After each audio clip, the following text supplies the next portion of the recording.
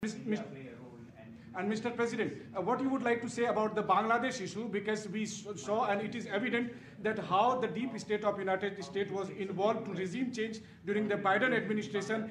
Then Muhammad Yunus made Junior Soros also. So what is your point of view about the Bangladesh?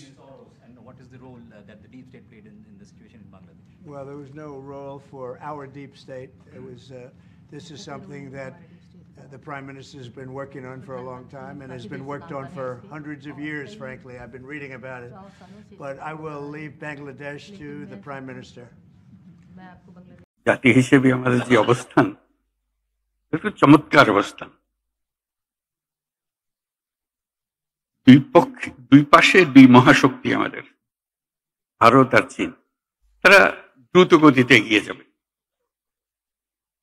আমরা যেহেতু মাঝখানে আছি, আমাদেরকে ফেলে যেতে পারবেন। তাদের বাতাসে আমরা উঠতে থাকবো। হ্যালো বন্ধুরা, সবাই কেমন আছে? আশা করছি ভালো আছে। বন্ধুরা, গোটা ভারতবর্ষের মানুষের যে মনের ইচ্ছাটা ছিল যে একদিন এটা অবশ্যই আমরা দেখতে পাবো, সেটা আসলেই পূর্ণ হলো।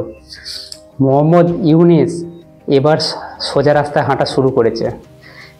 কেন হাঁটা শুরু করেছে সেটা প্রথমে জানতে হবে। যখন গোটা বিশ্বের সামনে বিশ্বের শক্তিশালী নেতা ডোনাল্ড ট্রাম্প, আমরা এটাই মেনে থাকি যে আমেরিকা বিশ্বের শক্তিশালী দেশ বলেই আমরা মেনে থাকি, তিনি যখন গোটা দুনিয়াকে সাক্ষী রেখে বাংলাদেশের দায়িত্ব মোদির হাতে তুলে দিয়েছিল যে বাংলাদেশের ম্যাটারটা দেখে নেবে মোদি, মোদিজি তখন ওখানে কোনো রিপ্লাই না করে, যখন কোনো কথা বলেনি, শুধুমাত্র শুনেছিল।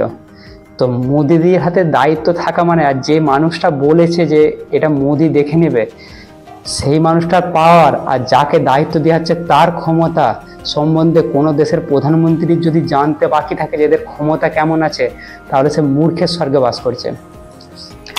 তো এই ব্যাপারটা যখন মোদিজির হাতে চলে গেছে, তখনই মোহাম্মদ ইউনিস, ওনার সম্পর্কে ভালো কথা বলতে আমার ইচ্ছা করে না, ওনাকে সম্মান দিতেও আমার ইচ্ছা করে না। যেই অবস্থা করেছে দেশের, একটা ছোট দেশ, সেখানে আর্থিক অনটন পুরো সমস্যা এতটা ক্রিটিক্যাল করে ফেলেছে শুধুমাত্র নিজের স্বার্থসিদ্ধির কারণে, কিছু জিনিসের প্রতিশোধ নেওয়ার স্বার্থে।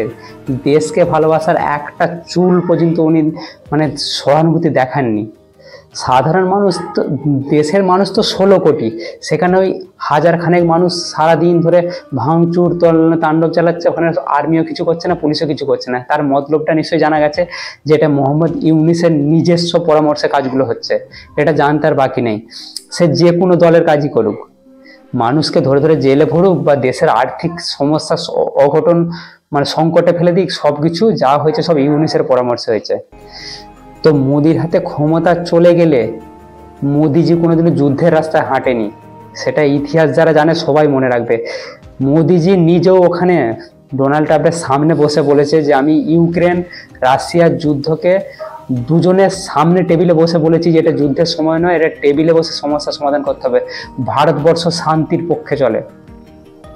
পাকিস্তান যখন প্রত্যেকটা দিন আমাদের আর্মির সঙ্গে লড়াই করে যাচ্ছে, তাদের আতঙ্কবাদী ঢুকিয়ে ঢুকিয়ে আমাদের আতঙ্কবাদীদের হাতে সেনারা পর্যন্ত মারা পড়ে যাচ্ছে, তাদেরও আতঙ্কবাদী মারা পড়ছে, কিন্তু সেই সময় যুদ্ধের রাস্তায় হাঁটেনি প্রধানমন্ত্রী।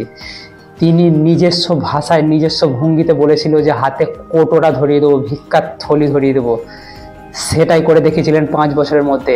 এটা অন্তত ইউনিসের ভালো করে জানা আছে যে পাকিস্তানের হাল যে আজকে করে দিয়েছে, গোটা বিশ্ববাসী পাকিস্তানকে আলাদা চোখে দেখে, এটা দেশ বলে কেউ আর মনেই করে না। তো বাংলাদেশের হাল ওরকম হয়ে যাওয়ার আগে যদি ভারতের সঙ্গে সুসম্পর্ক রাখার চেষ্টা করতো, কোনো শিক্ষিত সমাজ এগিয়ে এসে মোদিজির সঙ্গে মিটিংয়ে বসার চিন্তা ভাবনা করতো, দেশের আর্থিক সংকট এদিকে যেত না। আমার বিশ্লেষণ হয়তো খারাপ লাগতে পারে তোমাদেরকে, কিন্তু এটাই বাস্তবতা। যদি বাংলাদেশের কোনো মানুষ, শিক্ষিত সমাজ আমার ভিডিও দেখে থাকে, আমাকে গালি দেওয়ার থাকলে অবশ্যই কমেন্টে গালি দেবে, আমার কোনো আপত্তি নেই।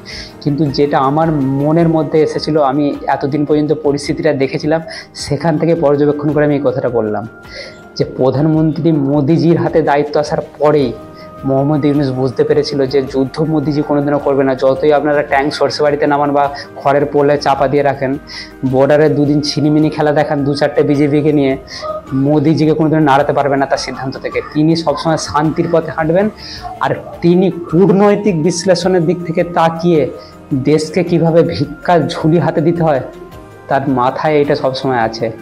তিনি বেশি কথা বলতে পছন্দ করেন না, মিডিয়ার সামনে ডায়লগ দিতে পছন্দ করেন না, যিনি করে দেখান, কাজে করে দেখান। এটাই ভারতের নতুন প্রজন্মের প্রধানমন্ত্রীর কার্যপ্রণালী। তিনি বিদেশ নীতিকে আমূলের মধ্যে রেখেছেন, যে গোটা বিদেশ নীতিটাকে এই কিছু বছরের মধ্যে আমূলের মধ্যে রেখেছেন। গোটা বিশ্ব তাকে নেতা মেনেছে।